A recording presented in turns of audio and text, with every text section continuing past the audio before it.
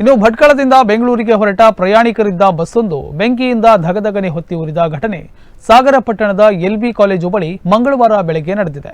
ವಾಯುವ್ಯ ಕರ್ನಾಟಕ ಸಾರಿಗೆ ಸಂಸ್ಥೆಗೆ ಸೇರಿದ ಬಸ್ ಭಟ್ಕಳದಿಂದ ಬೆಳಿಗ್ಗೆ 7:30ಕ್ಕೆ ಹೊರಟಿತ್ತು. ಹೊನ್ನಾವರ ಸಾಗರ ಮಾರ್ಗವಾಗಿ ಬೆಂಗಳೂರಿಗೆ ತೆರಳುತ್ತಿದ್ದ ಬಸ್ನಲ್ಲಿ ಸುಮಾರು 14 ಜನ ಪ್ರಯಾಣಿಕರಿದ್ದರು. ಬೆಳಿಗ್ಗೆ 11:15ರ ವೇಳೆಗೆ ಸಾಗರ ಪ್ರವೇಶಿಸುವಾಗ ಬ್ಯಾಟರಿ ಬಾಕ್ಸ್ನಲ್ಲಿ ಹೊಗೆ ಕಾಣಿಸಿಕೊಂಡಿದೆ. ತಕ್ಷಣ ಚಾಲಕ ಬಸ್ ನಿಲ್ಲಿಸಿದ್ದಾರೆ.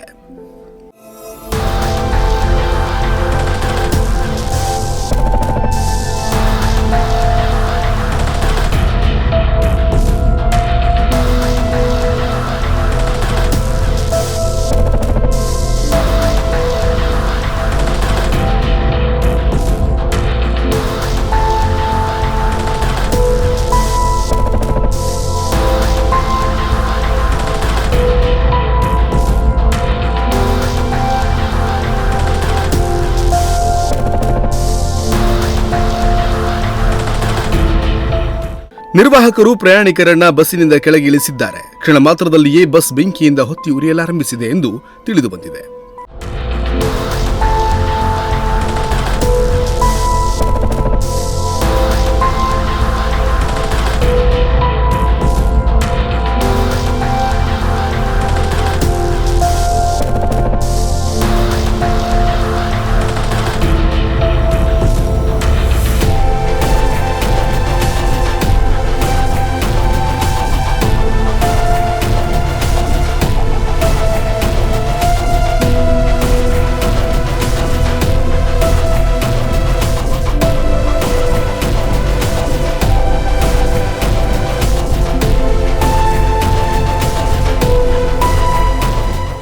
ಸುದ್ದಿ ತಿಳಿದು ಸ್ಥಳಕ್ಕೆ ಆಗಮಿಸಿದ ಅಗ್ನಿಶಾಮಕ ವಾಹನ ಬೆಂಕಿಯನ್ನು ನಂದಿಸುವಲ್ಲಿ ಯಶಸ್ವಿಯಾಗಿದ್ದಾರೆ. ಚಾಲಕ ಮತ್ತು ನಿರ್ವಾಹಕರ ಸಮಯ ಪ್ರಜ್ಞೆಯಿಂದ ಪ್ರಯಾಣಿಕರು ಪಾರಾಗಿದ್ದಾರೆ.